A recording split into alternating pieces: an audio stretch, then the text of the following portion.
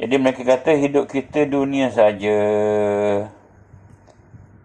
Pak Musyrik kata hidup kita tak lain, hidup kita hanya di dunia saja.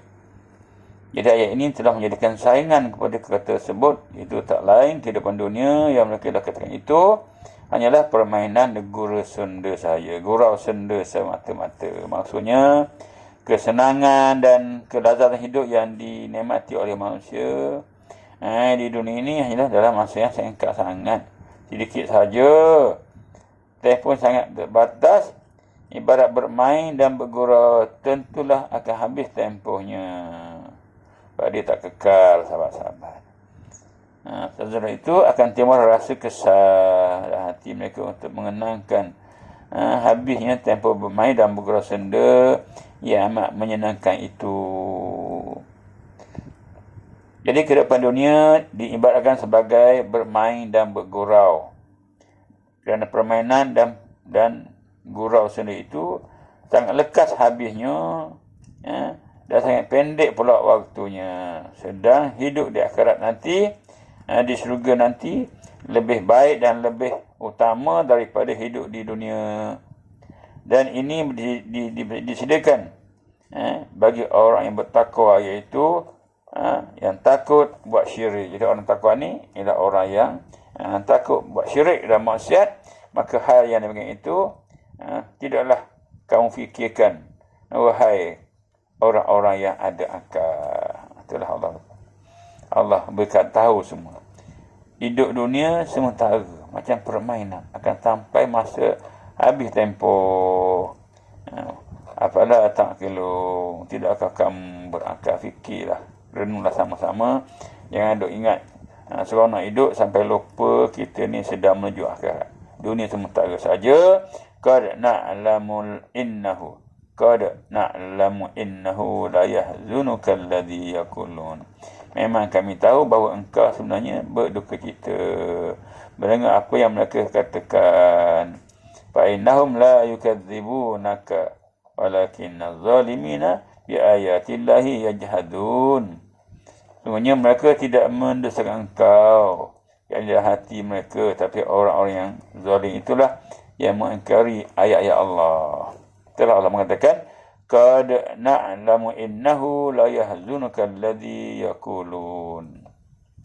Memang kami tahu bahawa engkau sebenarnya berduka cita mendengar apa yang mereka katakan.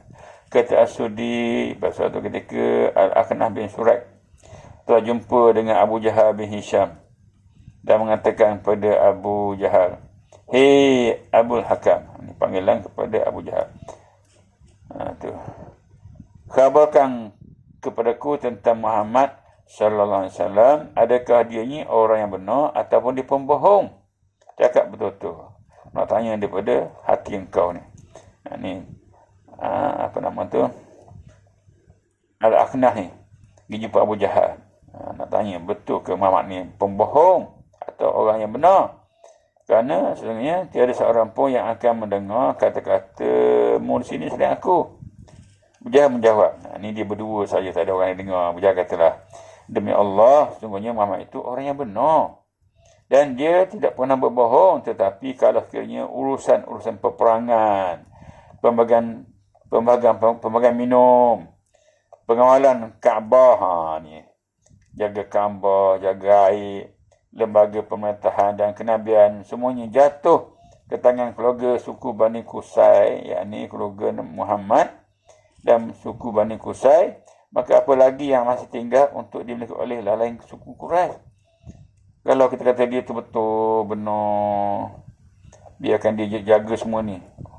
Hal peperangan ke, hal air minum, hal urusan negara habis. Akan suruh kat dia belaka, tinggal apa kat kita lagi? Apa tinggal lagi kepada suku Quraisy yang lain? Itulah Allah turunkan ayat ini.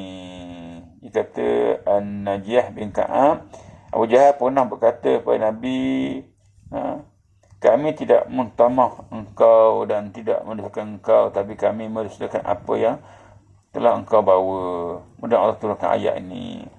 Jadi ayat ini suatu hiburan daripada Allah kepada Nabi kita Muhammad SAW. Jangan bersedih hati atas sikap kaumnya. Jangan bersedih hatilah. atas sikap kaum kamu yang telah mengingkari kenabianmu.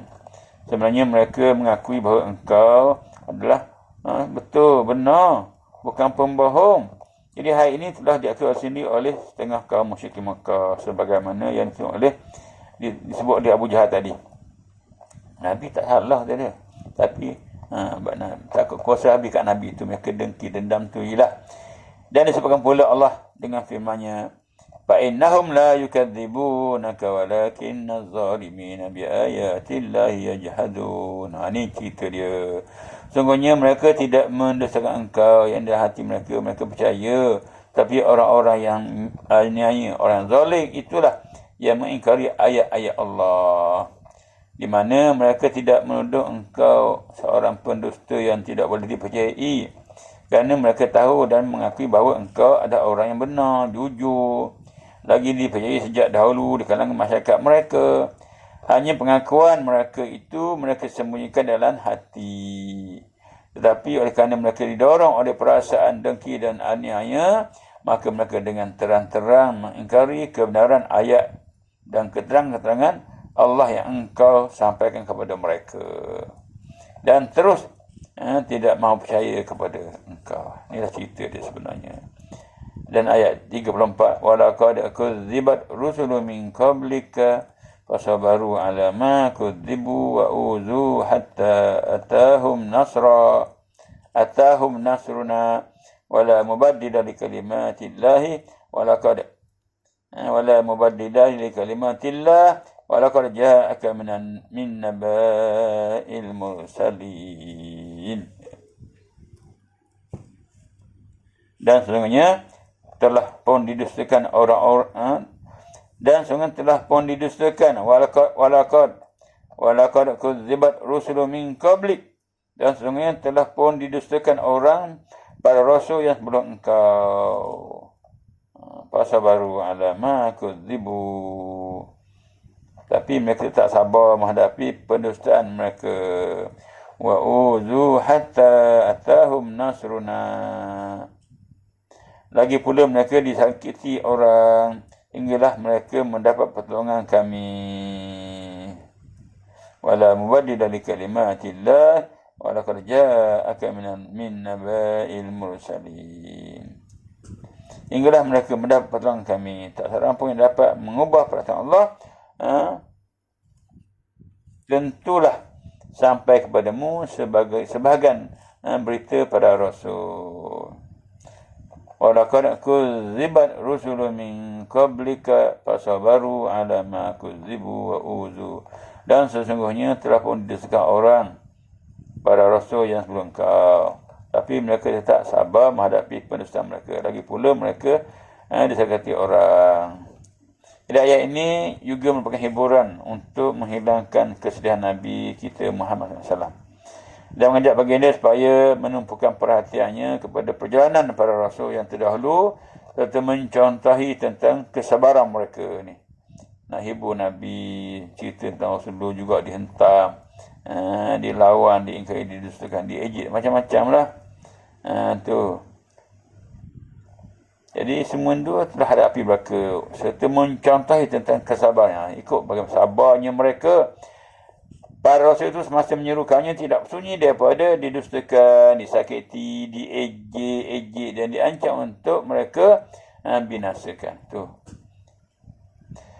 Kerana itulah sudah peraturan alam atau sunnatullah yang telah berjalan, bahawa seruan kepada yang baik selalu mendapat halangan dan tentangan. Ada rintangan je. Sedang urusan kepada kejahatan dan kedurhakaan lalu mendapat sambutan dan galakan. Semua itu untuk menguji setakat mana kuatnya keazaman dan kesabaran orang yang memperjuangkan kebaikan dan kebenaran. Ialah Nabi dan para sahabat hadapi semua ini. Ini tanda Nabi dan sahabat orang yang memperjuangkan kebaikan dan kebenaran. Hatta atahum nasruna, hinggalah mereka mendengar atau mendapat pertolongan kami. Yakni para rasul itu pun diuji oleh Allah dengan berbagai-bagai rintangan dan halangan, dan semua mereka telah menunjukkan ketingkatan dan kadar kesabarannya. Kemudian Allah memberikan bantuannya untuk membinasakan umat-umat yang telah mendustakan utusannya. Wala mubaddila li kalimatillah. Wala mubaddila li kalimatillah. Tak seorang pun dapat mengubah peraturan Allah.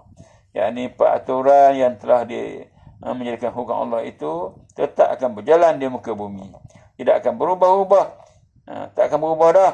Dan pertolongan Allah tetap akan diberikan kepada para rasul dan pengikut-pengikutnya. Jadi pasti ingatlah, Allah akan tolong rasul. Allah akan tolong kita sebagai pengikut rasul. Yakinlah.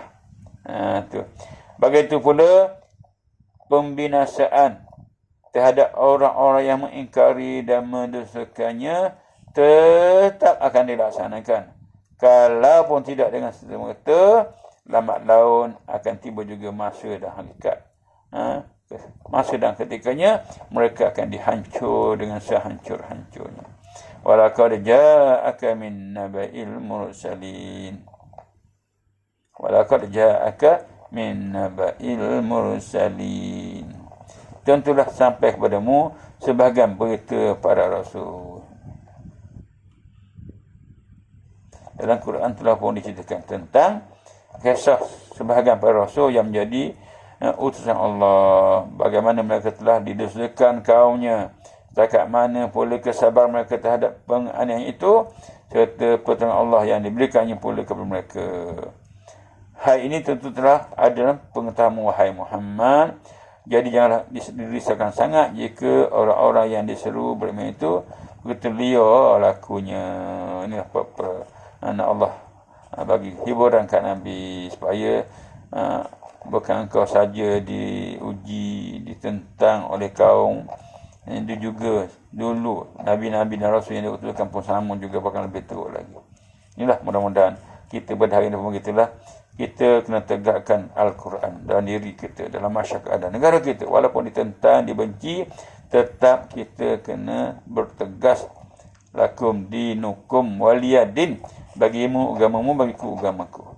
Dan kita bila diberi kemenangan oleh Allah, tetap kita menegakkan kalimah Allah di atas muka bumi ini. Jangan sampai kita kecewakan. Kita biarkan Islam itu dihina.